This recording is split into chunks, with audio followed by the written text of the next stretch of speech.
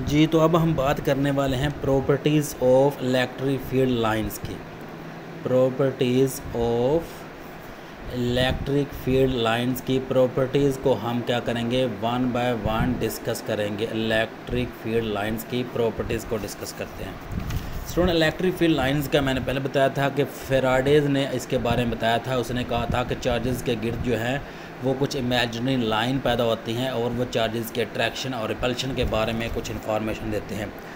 तो इसमें सबसे पहले स्टूडेंट प्रॉपर्टी जो आती है वो ये आती है कि टेंजेंट जो होता है, टेंजेंट जो होगा इलेक्ट्रिक फील्ड का, टेंजेंट जो होता है इलेक्ट्रिक फील्ड लाइंस का, वो हमें किसके बारे में इंफॉर्मेशन देता है? वो डायरेक्शन बताता है। क्या करता है जी? वो हमें डायरेक्शन बताता है। किसकी डायरेक्शन? इलेक्ट्रिक फील्ड इंटेंसिटी की डायरेक्शन। तो अगर हम इलेक्ट्रिक फील्ड इंटेंसिटी की डायरेक्शन का पता लगाना है तो हमें क्या करना पड़ेगा? टेंजेंट ड्रा करना पड़ेगा। तो टेंजेंट की मदद से हम क्या करते हैं, किसी भी इलेक्ट्रिक फील्ड की डायरेक्शन का पता लगा लेते हैं। दूसरी प्रॉपर्टी जो है वो ये है कि दो इलेक्ट्रिक फील्ड लाइन जो होंगी, टू इलेक्ट्रिक फील्ड लाइन जो होंगी वो कभी भी क्रॉस नहीं करती। Two electric field line never cross each other, never cross, कभी भी वो एक दूसरे को क्रॉस नहीं करेंगे।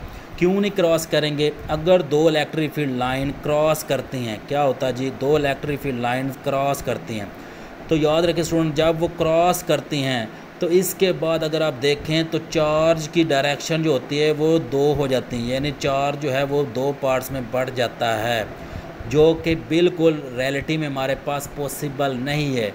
क्योंकि चार्ज की डायरेक्शन जो होती है वो सिंगल टाइप होती है, एक ही डायरेक्शन में चार्ज जो है वो फ्लो करता है। तो इससे हमें क्या पता चला कि जो इलेक्ट्रिक फील्ड लाइंस होंगी वो कभी भी क्रॉस नहीं करेंगी। अगर वो क्रॉस करती हैं तो चार्ज की डायरेक्शन जो होती है वो दो टाइप्स में हो जाती है, जो कि रियलिटी में पॉसिबल नहीं होता है। तो इसीलिए हम कहते हैं कि electric field lines never cross each other. इसके अलावा स्टूडेंट थर्ड प्रॉपर्टीज़ होती है वो हमारे पास ये है कि जहाँ पे इलेक्ट्रिक फील्ड लाइंस जो होंगी वो क्लोज़ होंगी, जहाँ पे इलेक्ट्रिक फील्ड लाइन एक दूसरे के करीब होंगी, वो हमें क्या बताएंगे? वो हमें बताएंगे strength of electric field lines का। तो इलेक्ट्रिक फील्ड लाइंस का स्ट्रेंथ कहाँ पे पता चलता है? जहाँ पे वो इलेक्ट्रिक फील्ड लाइंस एक दूसरे के करीब आई होती हैं।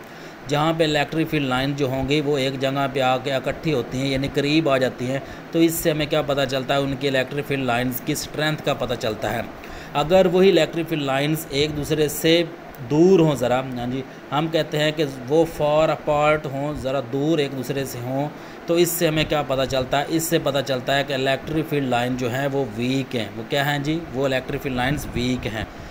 चौथी प्रॉपर्टी जो हमारे पास स्टूडेंट्स आएगी, जो फोर्थ प्रॉपर्टी है इलेक्ट्रिक फील्ड लाइंस की, वो ये है कि जो हमारे पास होता है मैग्नीट्यूड जो होता है चार्जेस का, मैग्नीट्यूड जो होगा चार्ज का, मैग्नीट्यूड ऑफ चार्ज जो है वो क्या है हमारे पास? वो डायरेक्टली प्रोपोर्शनल टू होता है किसके? इलेक्ट्रिक फील्ड लाइंस के। इलेक्ट्रिक फील्ड लाइंस के डायरेक्टली प्रोपोर्शनल होता है क्या चीज़ भला? Magnitude of the charge. मतलब अगर चार्ज की जितनी स्ट्रेंथ ज़्यादा होगी, जितनी वैल्यू ज़्यादा होगी चार्ज की, उसमें से उतनी ही इलेक्ट्रिक फील्ड लाइंस पैदा होंगे। तो इसलिए हम कहते हैं कि मैग्नीट्यूड ऑफ चार्जेस जो है वो डायरेक्टली प्रोपोर्शनल है किसके जी? इलेक्ट्रिक फील्ड लाइंस के। इसके अलावा स्टूडेंट्स हमारे पास जो फिफ्थ प्रॉपर्टी आती है, जो पांचवी प्रॉपर्टी है, वो ये है कि इलेक्ट्रिक फील्ड लाइन जो होती हैं, इलेक्ट्रिक फील्ड लाइंस जो हैं वो क्या हैं जी? इलेक्ट्रिक फील्ड लाइन जो हैं वो परपेंडिकुलर होती हैं किसके जी? परपेंडिकुलर होती हैं चार्ज सरफेस के, सरफेस चार्ज के परपेंडिकुलर होती हैं। कौन भला? कहते हैं जी इलेक्ट्रिक फील्ड लाइन जो है वो परपेंडिकुलर होती हैं चार्ज सरफेस के, ना के पैरेलल।